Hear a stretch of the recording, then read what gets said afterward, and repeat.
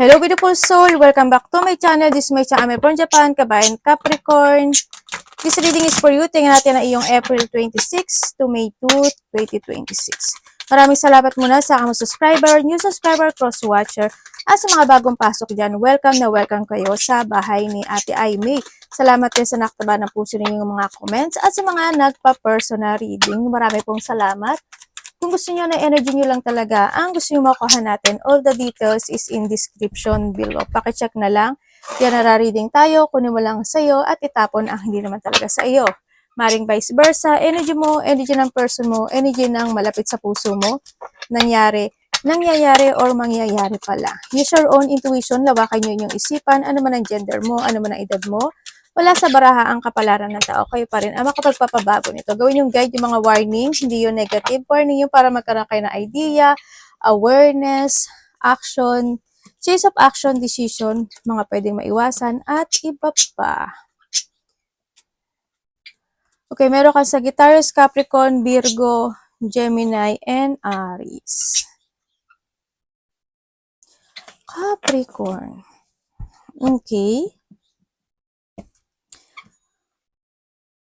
May mga bagay ka daw na iniisip na gusto mong makamit or gusto mong mag-growth or ma-achieve. No? Medyo nahado ata yung kaba mo or stressful situation or pwede rin na you are committed dun sa sitwasyon na yon. O na-overcommit ka sa nararamdaman mong ganon. No? May mga bagay ka daw na hinihiling or dinidreams or wini-wish talaga. No? And then also, ang nakikita ko sa iba sa inyo is nagkakaroon or magkakaroon ng mga pag-aalinlangan in some aspect of your life. Kaya, or pwede rin itong pagpapaliban, ano? Pwedeng nahadon sa point na yun. Halimbawa ay sa next week na lang, sa next month na lang, sa isang araw na lang. Pwedeng ganon sa iba sa inyo. Kaya medyo nakikita ko parang nagkakaroon ng pag-aalinlangan or madidelay siya sa iba sa inyo. Pwede rin na unclarity. May mga unclarity situation. Ako nakikita sa inyo. Kati ng mata ko. Yan, nagkakaroon ng mga unclarity situation, nagkakaroon ng mga doubt, worrying situation. Ako na nakikita sa iba sa inyo. May mga parang nag-aalala ka. Yun. And then also, is ingat ka na lang din, habaan mo na lang din yung pasensya mo kasi ganoon talaga ang buhay ng tao. May mga kapintasan, no? Yeah, may mga pamimintas o pintas or sana hindi ikaw ito, no? Or pwede rin na you're thinking negative. Pwede na, ay paano, what if, what ganyan, paano pag ganyan, paano pag ano, pwedeng nahadon ka sa point na yun, ano. Kaya, huwag ka na lang mag-isip ng mga negative kasi the more na mag-iisip ka ng negativity, the more na ma-attract mo si negative. So, iba dito may mga pagkalito sitwasyon. May mga sitwasyon daw na need to progress or may mga sitwasyon na ipaprogress mo ata dito, no, sa iba sa inyo. Maaring sa iba sa inyo is related sa mga papers and documents, yan yung iba sa inyo, or may mga commitment or communication or something assistance or parang mag-assist or hingi ng tulong maybe sa iba or may tutulong. And then sa iba dito is ano siya, parang contract or may mga dealing situation or partnership, ganyan. May tao na maaring may tao na nag-promise sa'yo or pwedeng naudlot iyon and this time makakamit mo yun. Yun ang sabi ito. May promises eh. Hindi ko alam kung ano pinaramis sa inyo pero makakamit mo daw yun. Or meron kang inaasahan na na-delay in the past na maaring this time is makakamit mo na siya. Kasi there's a successful situation ako na nakita sa'yo. May mga luck, growth, achievement, abundance, at positivity sa iba sa inyo. Iba dito higit pa sa hiling mo darating. Congrats, di ba? Oh. Talagang handon yung, alam mo yung minsan kasi pag kami mga delay sitwasyon, pagpapaliban, mga ganyan, ibig sabihin, ano yun, nagkakaroon ng progressing. Kumbaga, is trust to the process of the divine. Pwedeng nahandon sa point na yun. But still, nahandon yung you will achieve yung sitwasyon na yun. No? And then, ang nakikita ko rin dito is may mga travel situation. Malayo man o malapit yan, pwede magkakaroon ng mga travel o thinking about traveling situation sa iba sa inyo. There's a change of a journey situation or may mga bagay ka na inaalala lang talaga pagdating sa mga tatahakin mo this time. No, pwedeng nahandoon sa point na yon. Sa iba naman sa inyo is meron ako nakitang vehicles. Hindi ko alam in what way yung vehicles na yon. Pwedeng magpapagawa ka ba ng vehicles, magbebenta ka ba ng vehicles, may mga problema ba related to papers and documents related to a vehicles or a traveling, or may mga dapat asikasuhin related doon, or sa iba sa inyo is kung ano man yung vehicles na yan. Basta may gulong. Basta may gulong eh. Yun ang nakikita ko sa iba sa inyo. May mga depletion situation. Mag-ingat din kayo sa daga. Sa nakita ko to, baka marami daga sa inyo. Kasi may mga disease din sila, di ba? Pwedeng may tao na may sakit. Ako nakikita sa inyo. Pwede rin kasi yung yung sa sobrang stress mo, sa sobrang pag-aalala mo, sisigmurain ka, 'di ba? May mga gano'n na dun ka magkakasakit. Huwag na lang kayo mag-overthink, no? Sa iba sa inyo. Mag-ingat na lang din kayo sa iba sa inyo is may mga pagnanakaw din kasi ako na nakikita dito. Pwede sa company mo, ninanakawan ka or kung saan man yan. Kasi may pagnanakaw ako na nakikita dito. Basta ingatan nyo yung mga dapat ingatan. Pwedeng identity mo, idea mo, or any situation niya. Basta may pagnanakaw ako nakikita, mas maging alert kayo. Baka naman magta-travel ka, tapos may mawala man. Diba? Manakawan ka nga. Diba? Ingat-ingat na lang din kayo. Basta lahat mag-ingat kayo pagdating doon sa sitwasyon na yon. Meltdown, diluted, hoarding, and fear of failure. Ito nga yung sinasabi ko kanina.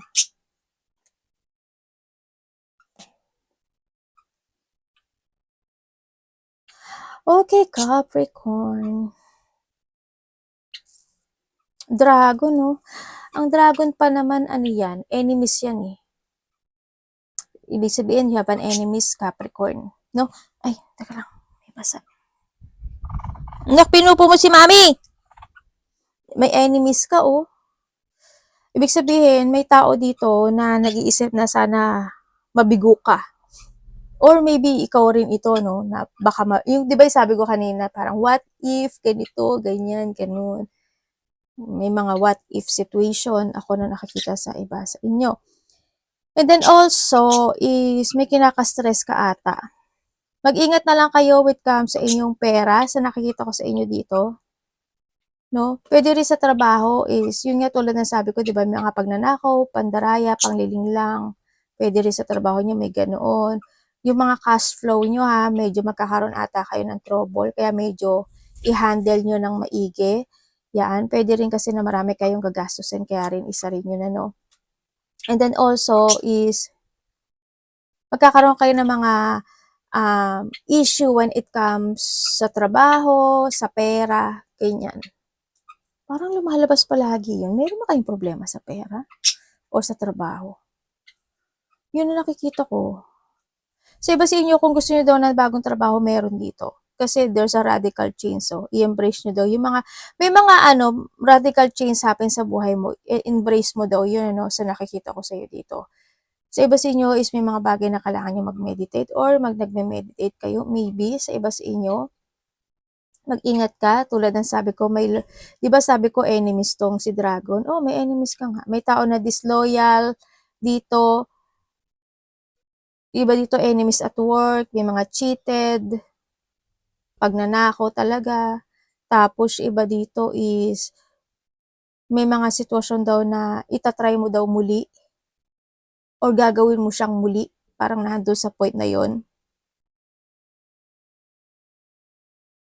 Yung iba naman sa inyo is hindi mo kailangan na umiwas sa ibang tao. Well, hindi ko naman lahat na sinabi na lahat kaibiganin mo, di ba? Yung mga lang, yung mga alam mo na sa tingin mo is trusted person sila. Huwag ka lang masyadong mag-isolate sa sarili mo, sa nakita ko sa iyo dito. Siguro sa iba, kailangan niya rin lumabas-labas, makipag-collaborate, makipag-connect sa iba, or sa iba sa inyo is magkakaroon kayo ng mga bagong connection or mga trying new things sa iba sa inyo. Maaari may mga naiisip kayo na ganong sitwasyon, sa iba sa inyo. And Maaring may mga opportunity na darating sa iba sa inyo, or maybe kung hindi kayo masaya sa isang bagay o sa isang sitwasyon sa buhay nyo, is try new things, or kasi may mga bagong opportunities na dumarating or darating sa iyo, no? Sa iba sa inyo. May mga opportunities. Kung kailangan nyo daw ng payo or ng advice with someone, is gano'n. Pwede rin na magbibigay ka ng advice or support sa ibang tao, or kung kaninong tao yan, or may tao na magbibigay nito sa iyo, sa iba sa inyo. May aso ba kayo? May isda ba kayo? Huwag lang masyadong negative ang thinking, ano, sa nakikita ko dito. May mga tao, sa trabaho mo rin, hindi good din yung mga ano ha, ano mo sa trabaho, hindi rin din siya good. Sa nakikita ko sa'yo dito. Siyempre, you are provided pa rin kasi there's a guidance. Ako na nakikita sa'yo. Also, the star kasi is the guidance yan, when it comes to a universe. Also, ito si Dragon, kahit na enemies ito, is handito pa rin yung situation na guided mo pa rin. Ibig sabihin, may tao na gusto mong i-guide, kasi vice versa, na gusto mong i-guide o protektahan, or someone's want you, na gusto kanya i-guide or protektahan. Parang nandun sa point na iyon. Ikaw ba lahat ang provide sa ano mo, sa family mo? Kasi andito si provider eh. Yun ang nakikita ko sa'yo dito. Basta magbalanse ka lang ha, sa nakikita ko sa'yo dito.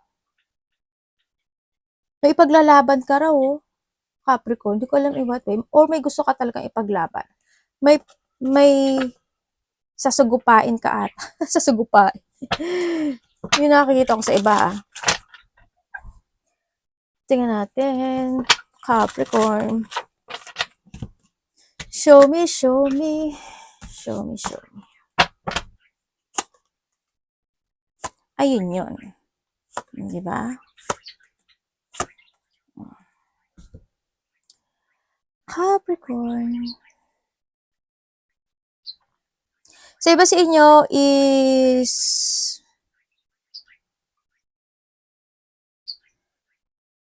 may mga opportunity na darating sa inyo. Sa iba naman sa inyo is there's a victory and success happening to your life.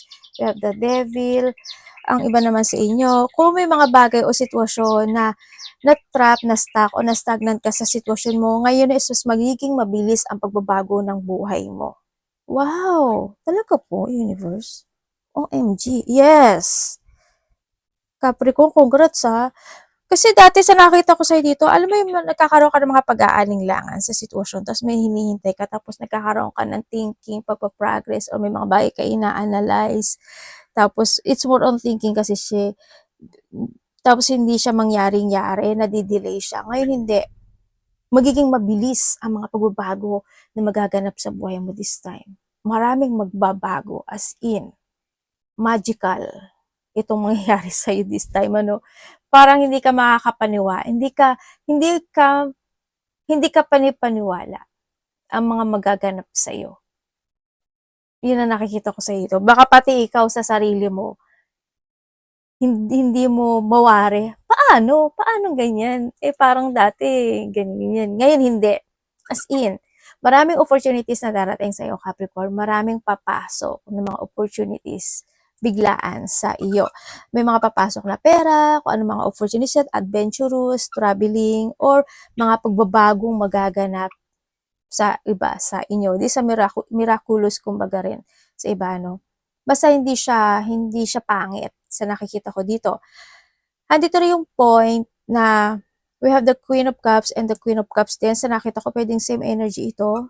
Kung sa relationship, andun yung value each other, ano, sa nakikita ko sa'yo, kasi we have the same energy din. Ang iba naman sa inyo is, ang nakikita ko rin sa'yo, is there's an ending of a cycle situation happen to your life. Magkakaroon ng pagsasaayos, magbabago, or may mga renewal situation na magaganap o mangyayari. Sa iba sa inyo is may paglipat eh. Hindi ko alam in what way yung paglipat. Pwedeng pang umaga, pang tanghali, pang gabi, o pwedeng section 1, section 2, section 3, or pwedeng lilipat ka ng trabaho, or merong simulang magaganap na isang manifestation sa buhay mo. Pwedeng nahandon sa point na yun, ano. Sa iba sa inyo is kumbaga nga, kung ikaw ay na-stuck, na-stagnant in the past, is there's a revert na magaganap o mangyayari sa iba sa inyo. Kung gusto niyo naman ng bagong trabaho o gusto niyo ng mag-travel, yes, pwedeng-pwede po. This time is magiging okay yung lahat at magiging maganda yung flow nyo. Sa nakikita ko sa dito, still, hando naman din yung traveling, no? And you have that Ten of Cups. Sabi ko sa iyo magiging maganda yung buhay mo Magiging maganda yung buhay mo.